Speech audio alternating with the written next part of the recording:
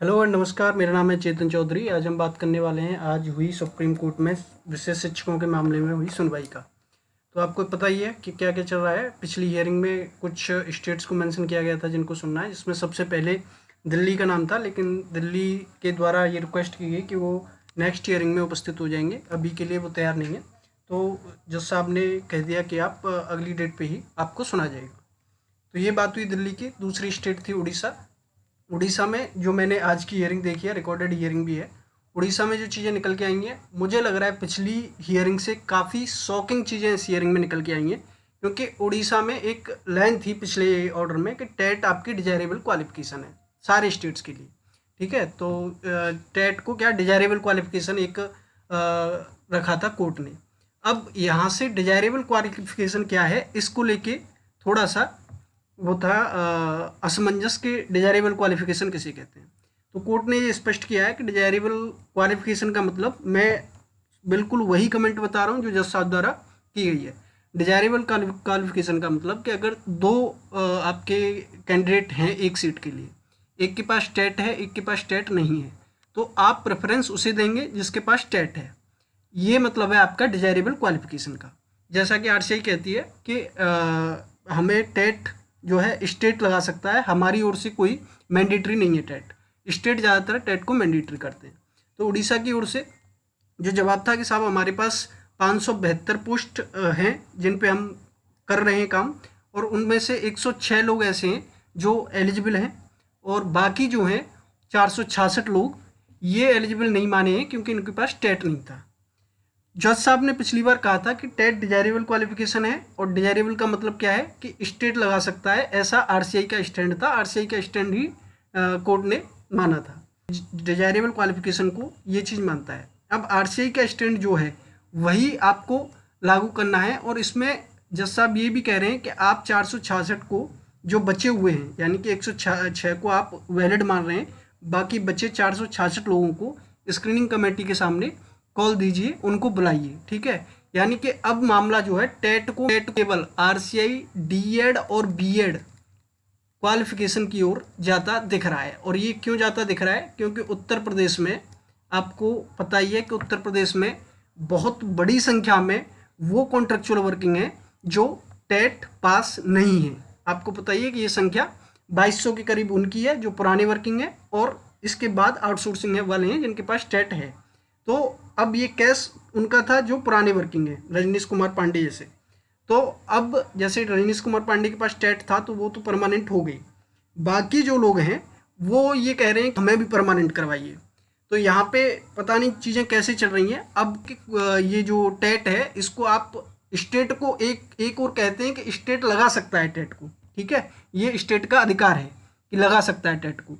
एक और कहते हैं कि आप टेट को मत करिए, मतलब ऐसा ज़रूरी भी नहीं है। ये मैं टिप्पणी की तो एक फ्रेशर्स की तरफ से, या फिर कहूँ कि जो फ्रेशर्स का पक्ष रख रही थी, एक वकील थी, उन्होंने कहा कि साहब मैन पावर की कमी नहीं है, आरसीआई अपने इंस्टीट्यूट्स द्वारा हज़ारों लोगों को हर साल पास करता है, इनके पास टेट भी है, तो आप जो है फ्रेश वैकेंसीज निकालने की बात कीजिए।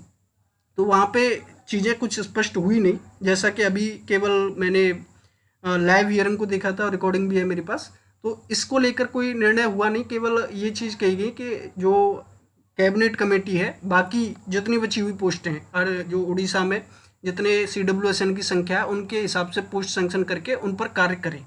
ठीक है, तो यहाँ तक क्लियर हो गया कि पिछली हियरिंग तक, उसके बाद डिजायरेबल हुआ और अब हटाने की तरफ जा रहा है पक्ष। ठीक है, दूसरा पंजाब का जब बात आई, पंजाब में 3600 सेंक्शन पोस्ट हैं ऐसा बताया गया अमेकस क्यूरी द्वारा। 3600 में से 1100 पोस्ट हैं जिन पे प्रोसेस चल रही है। 1100 पोस्ट में से 725 पे डायरेक्ट रिक्रूटमेंट निकालेंगे, पंजाब ने ऐसा अपने एफिडेविट में कहा है। 375 पे कॉन्ट्रेक्चुअल हैं जिनकी जो है स्क्रीनिंग हो रही थी।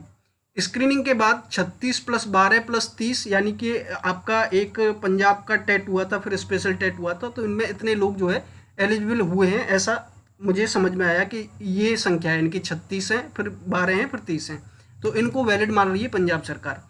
अब जो बाकी बचे लोग हैं इनमें से 375 में से, इनके पास किसी के CRR इशू है, यानी कि CRR उसने रिन्यू नहीं कराया, और किसी के पास टेट ही नहीं है।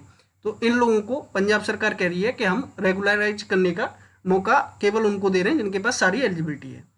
कोर्ट ने कहा है कि जो वैलिड हैं, यानी कि ये वाले 36 + 12 + 23, इनको रेगुलर कीजिए आप।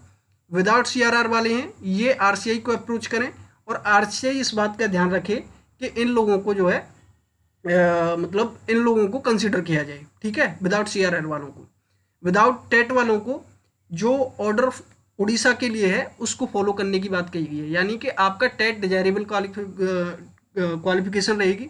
और डिजायरेबल के साथ ही एक और कोई मुद्दा उठा था, वो स्पष्ट रूप से रिकॉर्डिंग में नहीं आया है, तो मैं उस पर सही तरीके से मतलब विश्लेषण नहीं कर सकता। कोई लगभग 57 टीचर्स का मामला था, जिसमें मुझे ऐसा सुनने में आया कि आपका जो है टेट उनके लिए है ही नहीं, मतलब इनको कंसिडर कीजिए, ठीक है, स्क्रीनिंग कमेटी के समक्ष।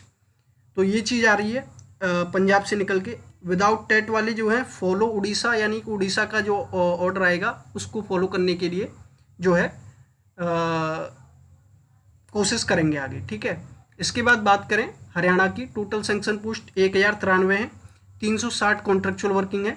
स्टेट ने कहा है कि rules are yet to be framed, यानी कि स्क्रीनिंग कमेटी गठित होगी, फिर इनके लिए जो है रेगुलराइजेशन का काम होगा और बाकी चीज़ें होंगी। केवल अभी तक पोस्ट सेंक्शन होंगी है, जो कि है 1093, जिनमें से 360 कॉन्ट्रेक्चुअल वर्किंग है। कोर्ट ने कहा है कि स्क्रीनिंग कमेटी का गठन कीजिए, और टेट जो मुझे सुनने में आया है रिकॉर्डिंग में, टेट को मैंडेटरी नहीं रखिए। तो ये अब नेक्स्ट हियरिंग जा रही है आपकी चंडीगढ़, दिल्ली, हिमाचल और उत्तराखंड, इन स्टेट्स को सुना जाएगा नेक्स्ट हियरिंग में। जहाँ तक मुझे लग रहा है उत्तर प्रदेश की स्टेट है, ठीक है, जिसको जुलाई में सुना जाना है। और उत्तर प्रदेश से जो कोशिशें हो रही हैं एक्चुअल्स की तरफ से, जिनके पास नॉन टेट है, ये फ्रेशर्स के भविष्य को,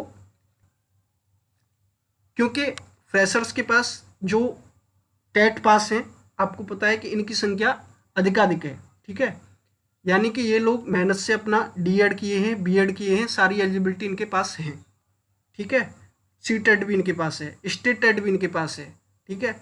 लेकिन कोर्ट के समक्ष क्या प्रस्तुत किया जा रहा है कि आपका D.Ed और B.Ed जो RCI करा रहा है वही क्वालिफिकेशन है आपके स्पेशल एजुकेटर बनने की, ठीक है।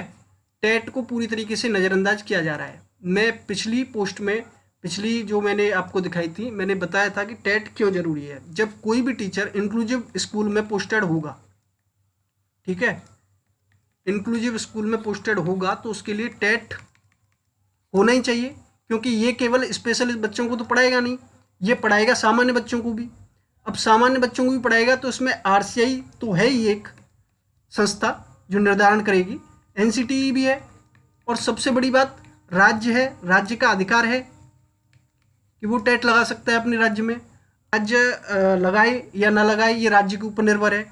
कभी कहते हैं कि यहाँ पे आप टेट लगा दीजिए, ठीक है। तो ये सारी चीज़ें चल रही हैं। ये पूरा ही केस पूरी तरीके से मुझे नहीं पता है किस ओर जा रहा है, लेकिन चीज़ें जो है नई भर्ती के लिए जो प्रतीक्षा कर रहे हैं उनके लिए हितकर नहीं है, जैसी निकल के आ रही हैं इन जो है टिप्पणियों द्वारा और द्वारा। तो मुझे उम्मीद है कि आप लोगों को ये समझ में आई होगी हियरिंग। बाकी अभी विस्तृत ऑर्डर जो है कल या परसों में आएगा आपका साइट पे, उसके बाद देखिए क्या चीज़ें निकल के आती हैं। जितना मेरी समझ में आया वो मैंने आपको यहाँ पे बताया है, और मैंने हर चीज़ को एनालिसिस किया है, हर चीज़ को दोबारा दोबारा सुना है। यही चीज़ें निकल के आएंगी आपके ऑर्डर में भी, ठीक है। तो मैं उम्मीद करता हूँ आपको ये समझ में आएंगी, और उत्तर प्रदेश के फ्रेशर्स से खासकर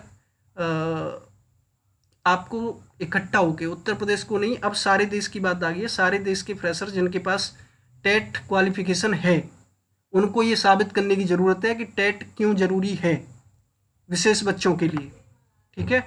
और इसके लिए आपको अपना वकील जो है खड़ा करना ही होगा, और वकील की भी बात, अब मैं इतनी लगातार हियरिंग देख रहा हूँ और लगातार अपना वकील भी कर रहा हूँ खड़ा वहाँ पे, लेकिन जो चीज़ें निकल के आ रही हैं मेरी समझ में यही आ रहा है कि एक महंगा वकील जो कि आपकी बात को जो है दबाव सहित वहाँ पे प्रस्तुत कर सके, फैक्ट सहित, जो बताए कि आपका RCI का स्टैंड कैसे क्लियर है, NCT क्या कहती है, इन टीचर्स की नियुक्ति इंक्लूसिव स्कूल में होगी, ऐसा किस आदेश में है, और इस आदेश में अगर इंक्लूसिव एजुकेशन में ही इनको पढ़ाना है तो टेट क्यों मैंडेटरी होना चाहिए, ये चीज़ें स्पष्ट करें कोर्ट के अंदर, तो ये चीज़ें खासकर फ्रेशर्स के लिए कुछ बच सकता है। लेकिन जैसे चीज़ें चल रही हैं, मुझे नहीं लगता कि क्या ही निकल के आएगा